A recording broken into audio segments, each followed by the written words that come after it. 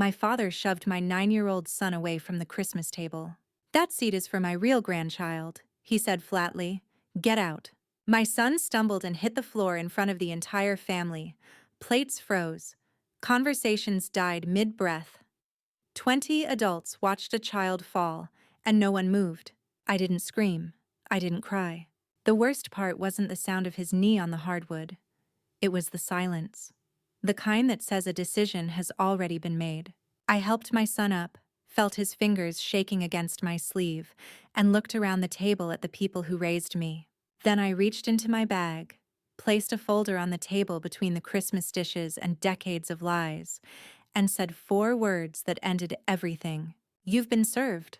My name is Avery Collins, and for most of my life, I believed survival meant staying agreeable. Not happy, not respected, just tolerated.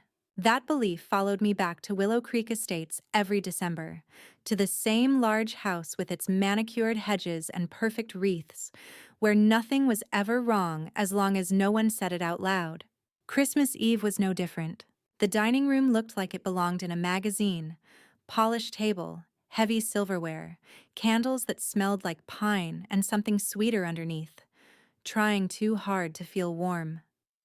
My father, Thomas Collins, sat at the head of the table like he always did, shoulders squared, voice carrying just enough to remind everyone who mattered most. Beside him sat Lucas, my sister Elaine's son, the seat, the one everyone knew not to touch. My son Noah stood close to me, clutching the paper place card Elaine had made with glitter and red ink. He was 9 years old, tall for his age but careful in his movements, like a kid who had learned early that attention could turn sharp. "Go on," I whispered. "You can sit." He nodded and stepped forward. He wasn't aiming for anything special. He was just following the name on the card. That was when my father's voice cut through the room. "That seat is for my real grandchild." Noah froze. I felt the shift before I saw it. The way conversation collapsed inward. The way people instinctively leaned back instead of forward. "Get out," my father added. Then he shoved him. Not violently, not dramatically. Just enough. Enough to knock Noah off balance.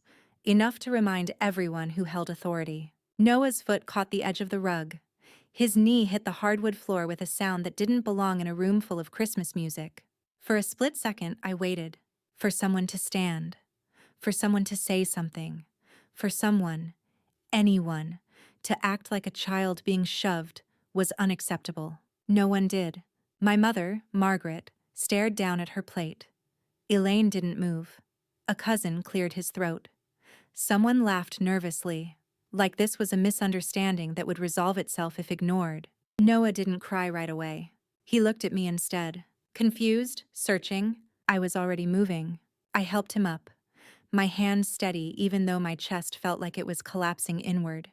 His fingers curled into my sleeve, gripping tight, like I might disappear if he let go. "I'm okay," he whispered, even though his voice shook. I looked around the table. 20 adults, family, witnesses, and in that moment, I understood something I'd spent decades avoiding. This wasn't new. This wasn't shocking. This was simply the first time it had happened to someone I loved more than my fear. I reached down and picked up my bag. Inside it was the folder. I hadn't planned to use it tonight. I'd told myself I would wait until after the holidays, until things were calmer, until it wouldn't ruin anything. But the moment my father put his hands on my child, waiting stopped being an option. I walked back to the table and set the folder down between the cranberry sauce and the centerpiece my mother had arranged just so. My father looked at it like it belonged to him already. "What is this?" he asked. I met his eyes. "You've been served." The silence this time was different, sharper, louder. My mother's wine glass slipped from her fingers and hit the table with a dull clink. Elaine's face drained of color. My father opened the folder, scanned the first page, and for the first time in my life, I watched certainty leave his expression. I didn't wait for a response. I took Noah's hand and walked out. In the car, Noah stared straight ahead, his breathing shallow. After a few minutes, he spoke. "Mom." "Yes, buddy." He hesitated. "Did I do something wrong?" I pulled over immediately. I turned to face him, cupped his cheek gently, and made sure he could see my face clearly. "No," I said. "You didn't do anything wrong, not ever." He nodded, but I could tell the doubt was already trying to settle in. And as I drove us home, I made a promise I should have made years ago. Whatever happened next, court, money, fallout, I would not let them teach my son that his worth depended on anyone else's approval. This was no longer about me. It was about ending something before it had the chance to become him. The drive home felt longer than it was. Noah sat with his hands folded in his lap, staring out the window as the lights of Willow Creek Estate slipped past us. Perfect lawns, glowing wreaths, houses pretending nothing ugly ever happened inside them. His knee was already swelling, the red bloom visible even in the dim light of the car. I reached over at a stop sign and rested my hand on his leg. "Does it hurt?" "A little," he said, then added quickly, "I'm fine." That word again. Fine was the language of our family. Fine meant don't make it worse. Fine meant be easy. Fine meant survive. At home, I wrapped his knee in ice and made hot chocolate with too many marshmallows. I put on a movie he'd seen a dozen times, something loud and cheerful enough to fill the room.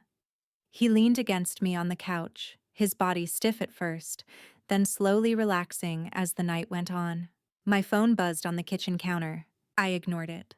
By the time Noah fell asleep, curled into my side with his mouth slightly open, the buzzing had turned frantic. Missed calls, voicemails, a family group chat lighting up like a warning sign. I listened to my mother's voicemail first. "Avery, please," she whispered. "You didn't have to do this tonight. You don't understand what you're tearing apart." I deleted it. Elaine's message came next, sharp and incredulous. "What is wrong with you? Dad is furious. You embarrassed him. You embarrassed all of us." I set the phone face down. My father's voicemail was last.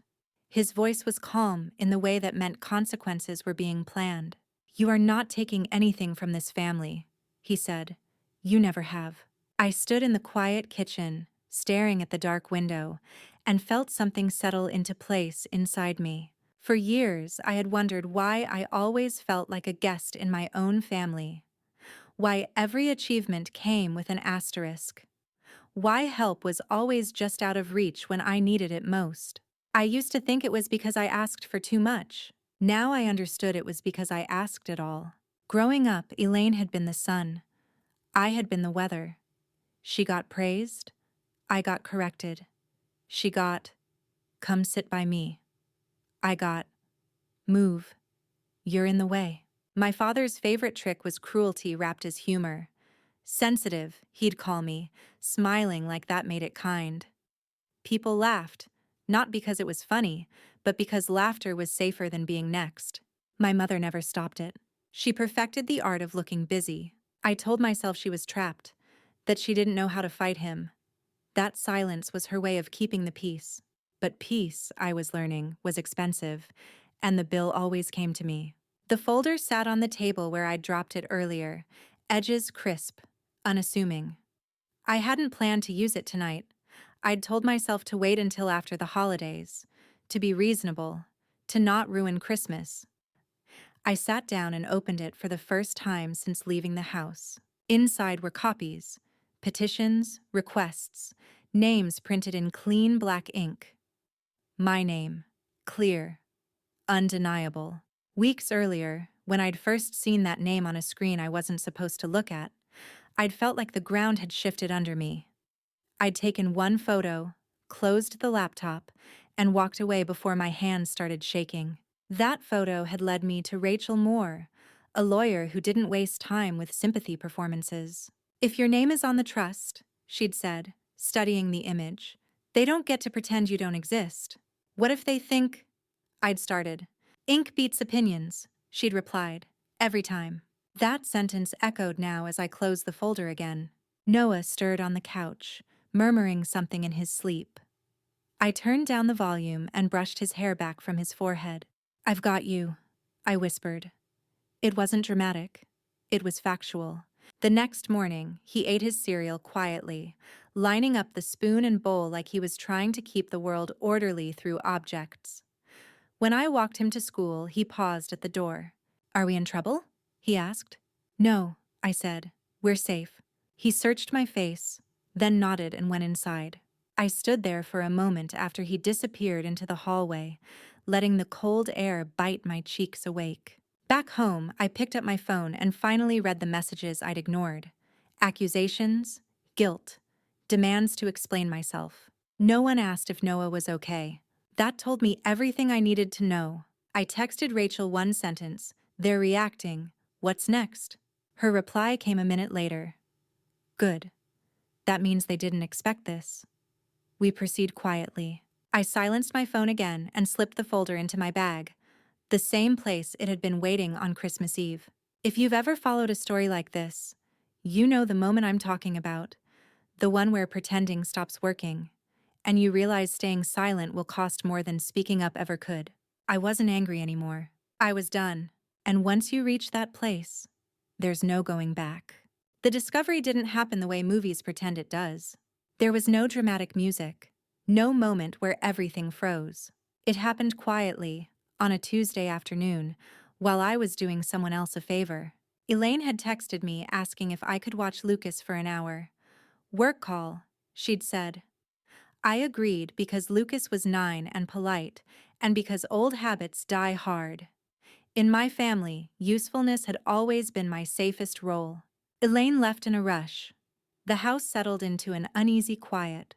Lucas spread his toys across the living room floor, narrating an elaborate battle between plastic dinosaurs. I picked up stray wrapping paper from the corner, remnants of Christmas that hadn't made it to the trash yet. That was when I noticed the laptop on the coffee table. Open, asleep, waiting. I wouldn't have touched it. I swear that. But Lucas wandered over, curious and unafraid in the way kids are when they're used to being allowed everything. He flipped it open. A password screen appeared. Without hesitation, he typed.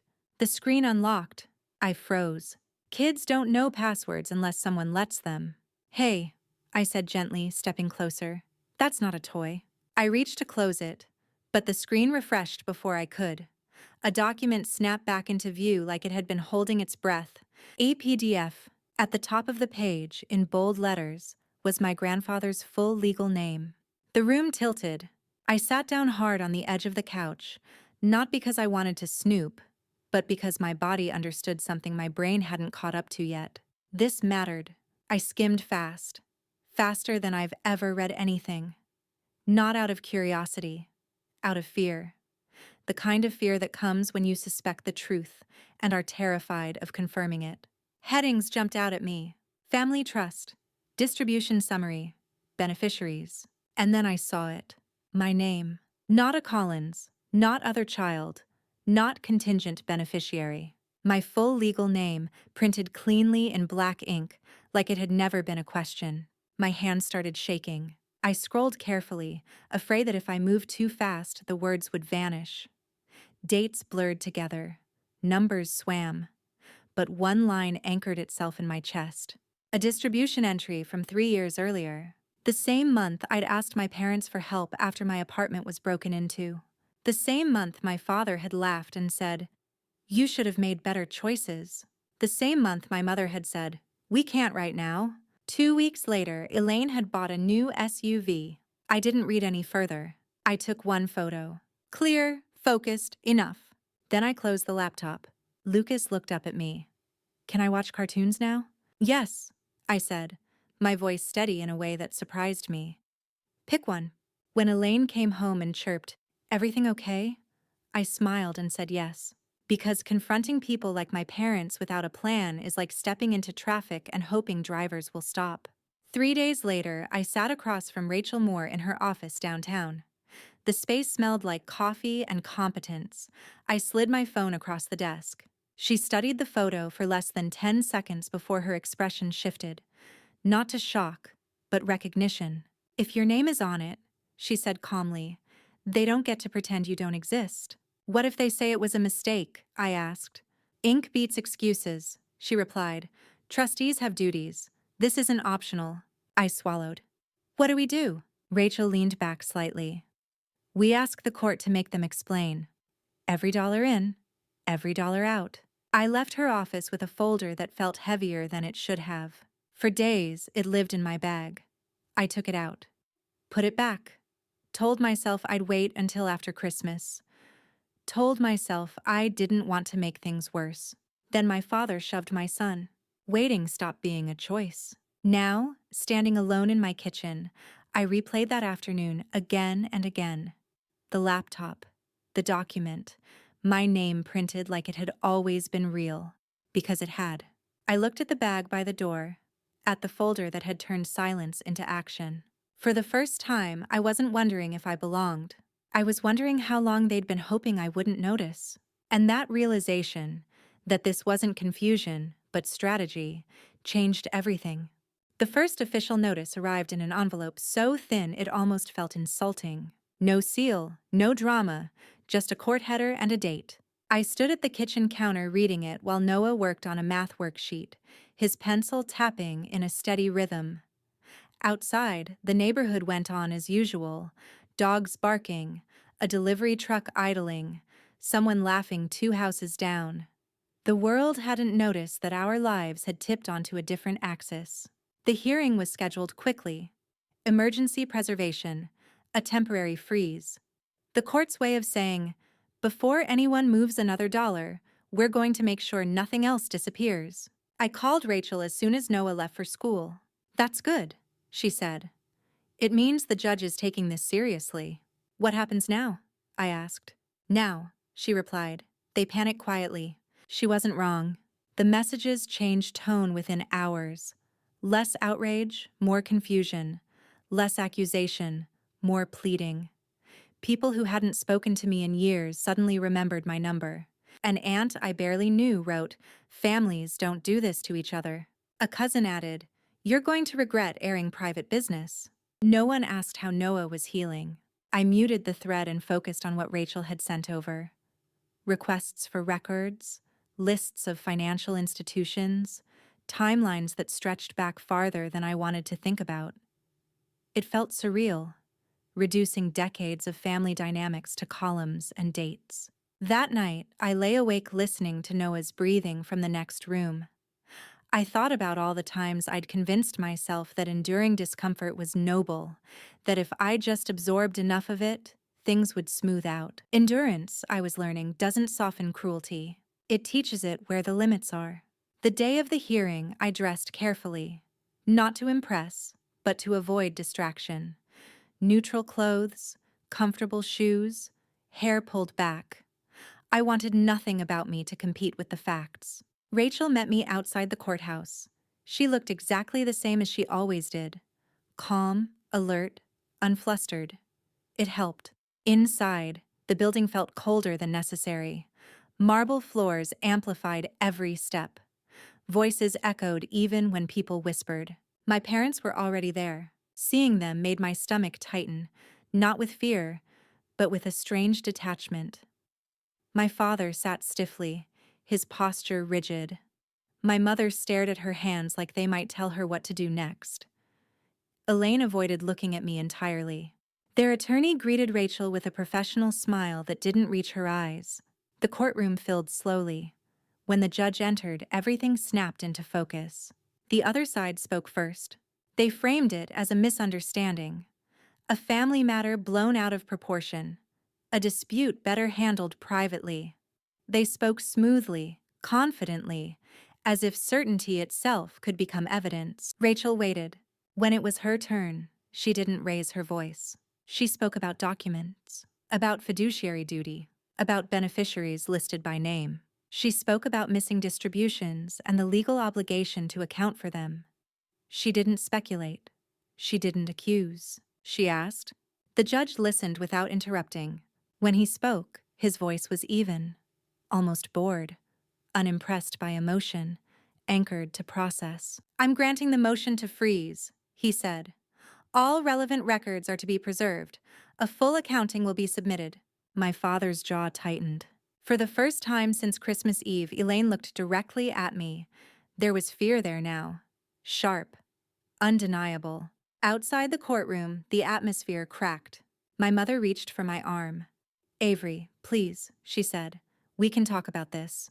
Through counsel, Rachel replied before I could. My father didn't say a word. He just watched me, his expression unreadable.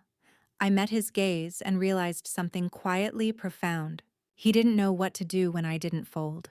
At home, Noah met me at the door, backpack slung over one shoulder. Did it go okay? He asked. Yes, I said. It did. He nodded, satisfied, and went to wash his hands. Life resumed its smaller rhythms: homework, dinner, a show before bed. Ordinary things insisting on space. Later, Rachel called. They'll start sending records, she said. Not all at once. Not cleanly. Why not cleanly? I asked. Because clean records tell stories, she replied, and they don't want you to hear them. I hung up and sat at the table, staring at the bag by the door, the same one that had held the folder on Christmas Eve. It felt different now, less like a threat, more like a key. Once you ask for the truth formally, it stops being optional. It has to show up, messy, incomplete, but real. And whatever it revealed next, I knew one thing for certain. Silence was no longer protecting anyone. The records didn't arrive all at once. They came in pieces: partial statements, scanned pages with cropped margins, summaries without context, like someone was hoping volume would substitute for clarity. Rachel forwarded everything as it landed, her notes brief and precise. Missing months, unexplained transfers. We'll ask for approvals next. I spread the pages across my kitchen table after Noah went to bed, the way you lay out evidence when you're finally ready to see it. At first glance, it all looked reasonable, conservative even. Funds labeled for family support, repairs, education, healthcare. Then I started lining dates up, month by month, year by year. The pattern revealed itself quietly. Every time I'd asked for help, after the break-in, after my rent jumped, after Noah's ER visit, there was a withdrawal within weeks, not to me, to Elaine. A down payment categorized as housing assistance, private school tuition marked educational advancement, a vehicle purchase tucked neatly under transportation needs. My throat tightened. I remembered sitting at my parents' kitchen counter years earlier, my father's voice light with judgment. You should have planned better. My mother's eyes fixed on the sink. We just can't right now. 2 weeks later, Elaine had posted photos of her new car. I highlighted entries until the ink bled through the paper. Rachel called the next morning. You're seeing it, she said, but we need authorization. Authorization? Trustees don't move money on a whim, she explained. Someone signs off. The word stayed with me all day. Someone. The next packet arrived late Friday afternoon. It felt rushed. Odd formatting, pages out of order. Rachel asked me to come in. She laid everything out carefully, then slid one page toward me. Look here, signatures. My father's name appeared again and again. Confident strokes, initials where full names weren't needed. And then, my mother's. Not once, multiple times. I stared at the ink like it might rearrange itself if I waited long enough. She knew, I said. Yes, Rachel replied without ceremony. She approved these distributions. Something shifted inside me, not a crack, but a release. I had built so much of my endurance on the belief that my mother was trapped, that her silence was fear, not consent. This wasn't silence. This was participation. At home, Noah was at the table drawing, his brow furrowed in concentration. He held up the page when he saw me. It was the two of us, stick figures holding hands beneath a crooked roof. Above it, he'd written home. It's us, he said proudly. It's perfect, I told him, and meant it. That night, my phone buzzed. A text from my mother. Your father is very upset. He feels betrayed. I stared at the words until they went flat. Betrayed. As if betrayal hadn't been living in my childhood bedroom for decades.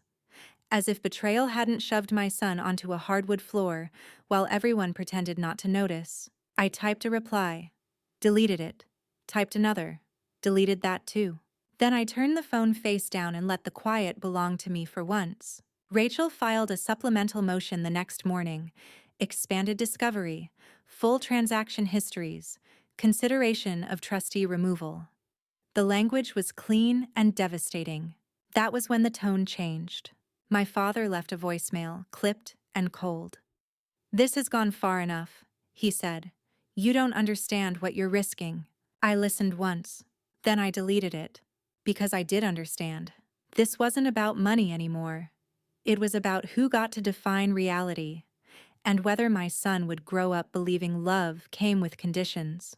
That evening, as I tucked Noah in, he asked, "Are they still mad at you?" "Yes," I said. He considered that. "That's okay," he replied. "I'm not." Something loosened in my chest.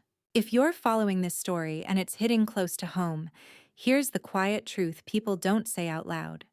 Accountability only feels cruel to those who relied on silence.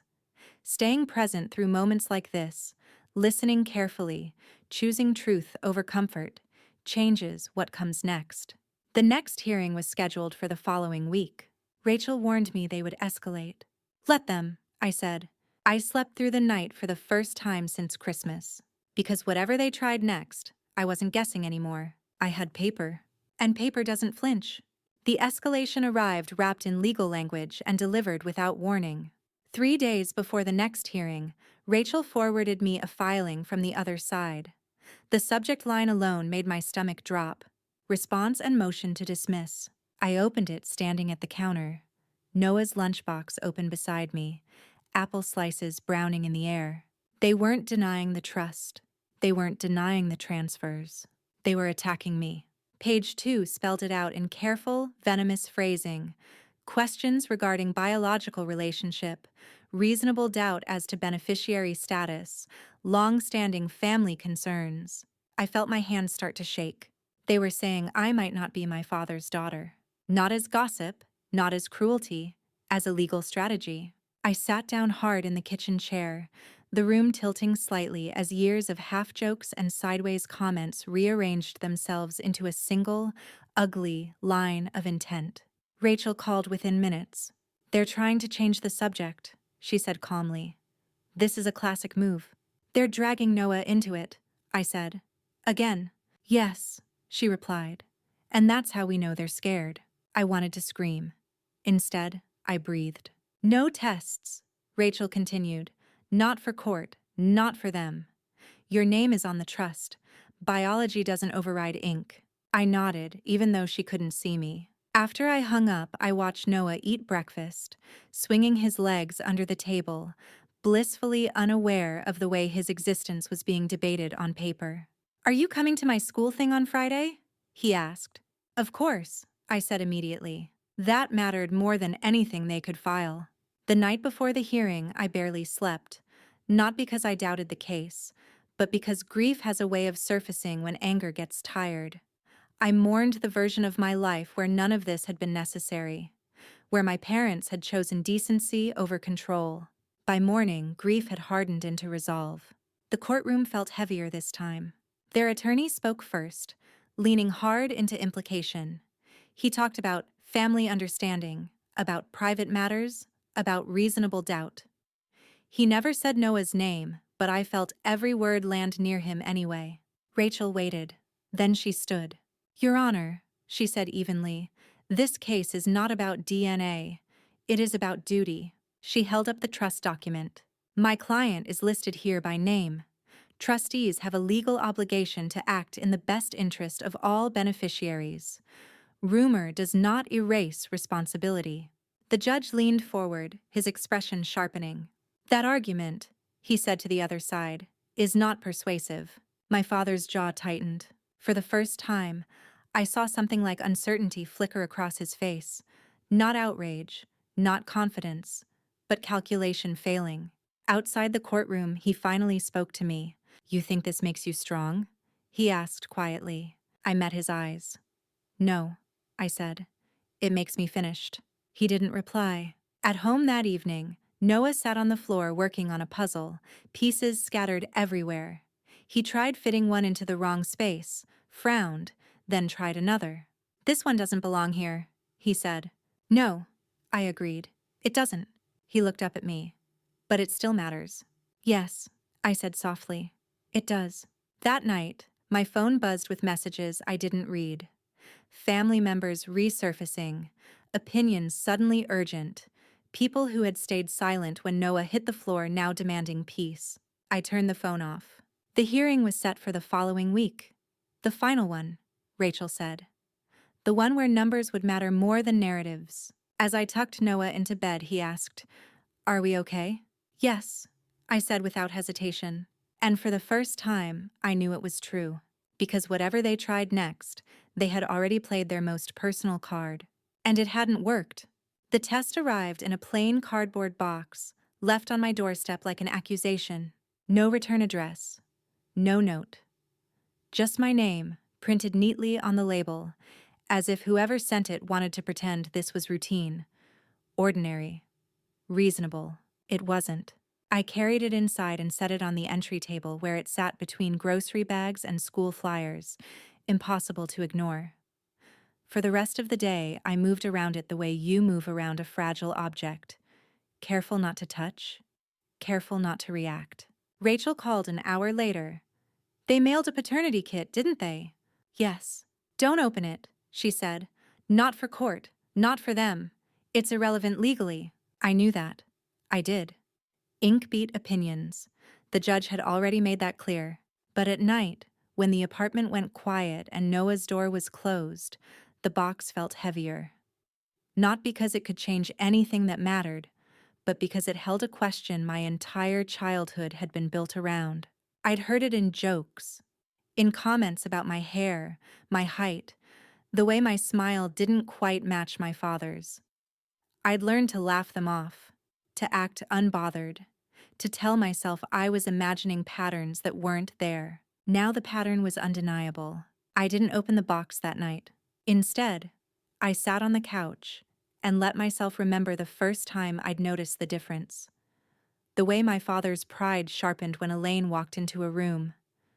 The way his affection for me always seemed conditional, earned, never given. The way my mother smoothed things over instead of stopping them. I fell asleep there, the lights still on. The next morning, Noah padded into the kitchen, rubbing his eyes. "Can I wear the blue hoodie today?" he asked. "Yes," I said, smiling. "It's clean." He poured cereal, humming to himself, utterly unaware that his place in a family had been debated like a ledger entry. Watching him, I understood something with startling clarity. This test wasn't about the case. It was about control. That afternoon, after Noah left for school, I picked up the box. I didn't light a candle. I didn't sit down. I didn't make it ceremonial. I followed the instructions quickly, clinically, like I was completing a task that never should have been assigned to me. Inside, I noticed the final insult. My father's sample was already included. I sealed everything, slid it back into the box, and dropped it into the outgoing mail slot on my way to work. No hesitation, no speech. Then came the waiting. The final hearing loomed closer, but this wait felt different. Not anxious, exposed. Like standing still while a question hovered overhead. Life continued anyway. Noah had a school assembly. He stood on stage with his class, singing too loudly and slightly off-key. His eyes searched the crowd until they found me. When they did, he grinned like nothing else existed. I clapped until my hands stung. On the walk home, he swung our joined hands. "Did you see me?" "I saw you," I said. "Every second." That night, the email arrived. I stared at the subject line for a full minute before opening it. "Results available." I read it once, then again, then a third time, slower. A biological match. I sat down hard on the edge of the bed, the room spinning just enough to be noticeable. The first feeling wasn't relief. It was anger, sharp and clarifying, because it meant the cruelty had never been about uncertainty. It had been about permission. They could have ended this years ago with one test, one conversation, 1 ounce of decency. They didn't want clarity. They wanted leverage. I forwarded the results to my parents and Elaine. No commentary, no explanation. Just the truth, unadorned. Then I blocked every number. The final hearing arrived 2 days later. This time, the courtroom felt settled, like the outcome had already decided itself. Their attorney tried once more to pivot, to biology, to intent, to family dynamics. But Rachel didn't engage. Trust law is not a referendum on belonging, she said calmly. It's a matter of obligation. The judge didn't deliberate long. He ruled in my favor. Full restitution, interest, legal fees, penalties. I didn't look at my parents. I didn't look at Elaine. I just breathed. At home that evening, Noah sat at the table doing homework, his tongue peeking out in concentration. I cooked dinner on autopilot, my hands steady at last. Are we done now? He asked. Yes, I said. We are. He nodded, satisfied, and went back to his work. Later, alone in my room, I stared at the empty space where the box had been. The truth hadn't freed me, but it had closed a door that should never have been open. And tomorrow, I would decide what stayed on the other side of it. The ruling didn't end the noise. It changed its shape. For a few days after the final hearing, everything went eerily quiet. No calls, no emails, no relatives checking in. The absence felt borrowed, like calm weather that hadn't decided whether it was permanent. Rachel warned me not to mistake silence for acceptance. They're adjusting, she said. People who lose control need time to figure out what they're allowed to do next. I focused on Noah. He slept through the night again. He stopped asking if he was in trouble when I raised my voice across the room. One afternoon, I realized he hadn't mentioned his grandparents in over a week. That realization hurt in a way I hadn't prepared for. Not because I missed them, but because it confirmed how thoroughly he'd learned to live without them. The first sign of movement came through paperwork. Notices, deadlines, transfers pending. Rachel explained it all in plain language, the way you do when you're careful not to overwhelm someone who's already carried enough. They have to pay, she said. If they can't, assets get liquidated. Assets.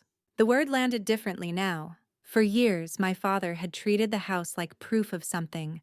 Success, authority, permanence. It was the place he believed made him untouchable. Now it was just collateral. Elaine broke first. She emailed from an address I didn't recognize. Subject line empty, the message uneven and breathless. You didn't have to take it this far. Dad's health isn't great. We could have worked something out. I read it twice, waiting for the line where she asked about Noah. It never came. I closed the email and didn't reply. My mother showed up a week later. I saw her through the peephole before I opened the door, standing alone on the walkway, hands clasped like she was about to ask for forgiveness the way you ask for a favor. Her coat looked thinner than I remembered. Her shoulders sloped forward, like she'd been practicing being smaller. Noah was at school.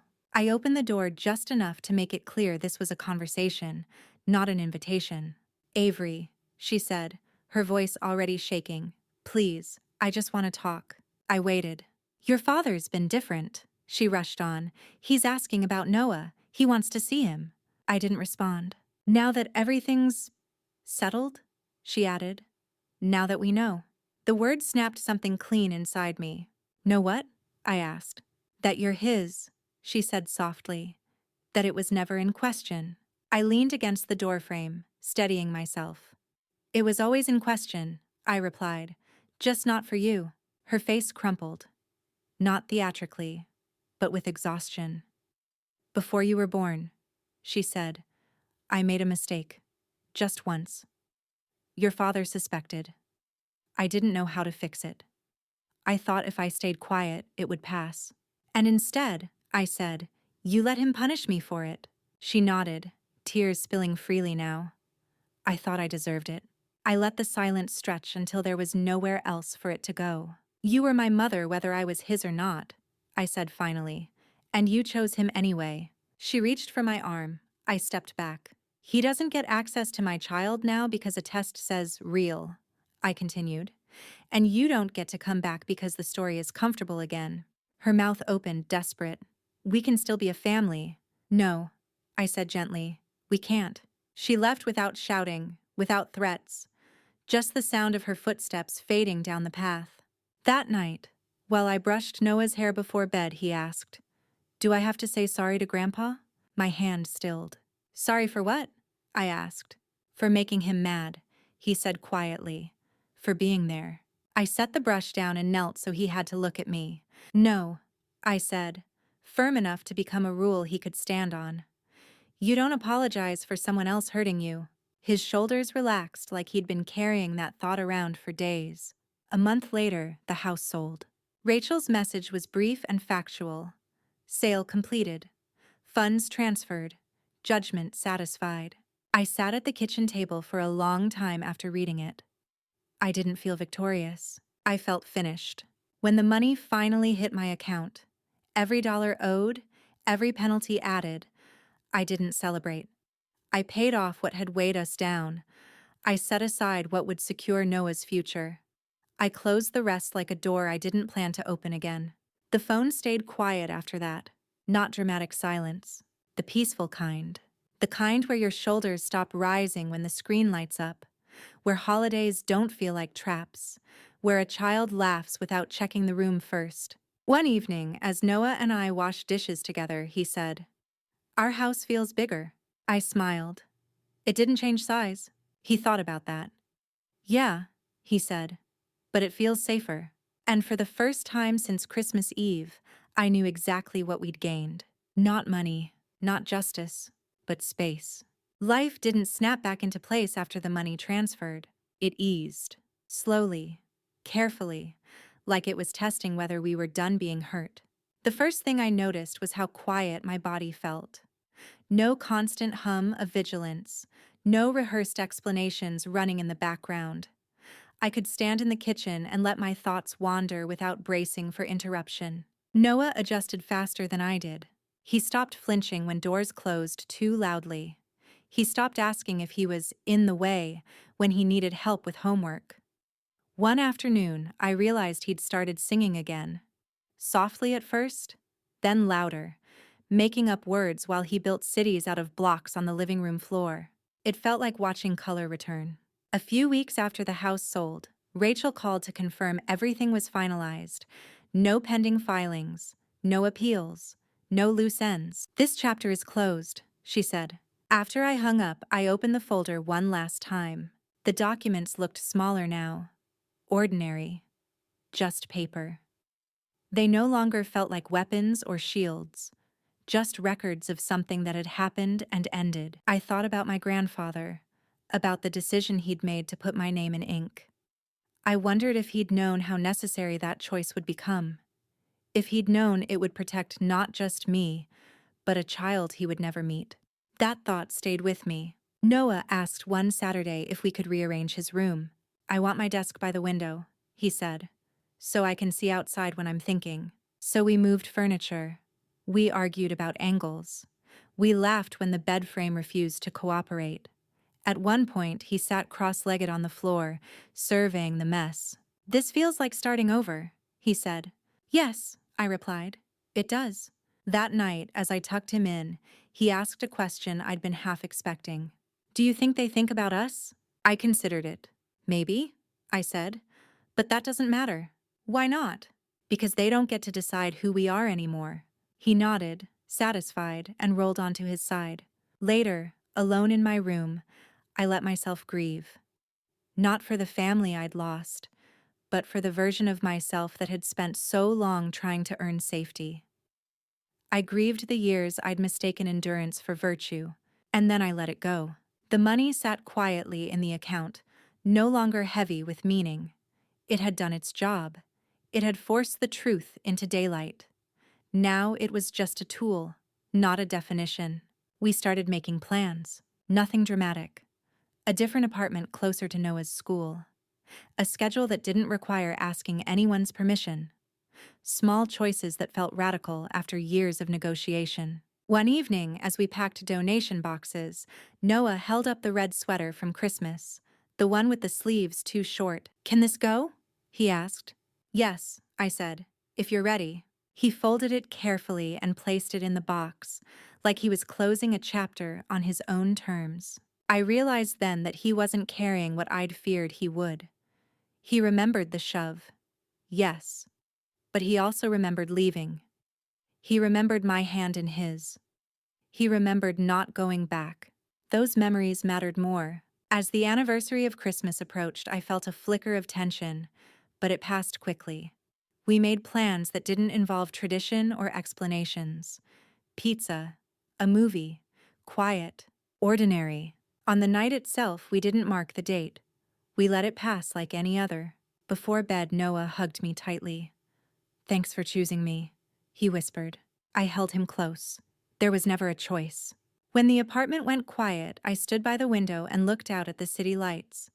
They felt open now, inviting. For the first time in my life, the future didn't feel like something I had to survive.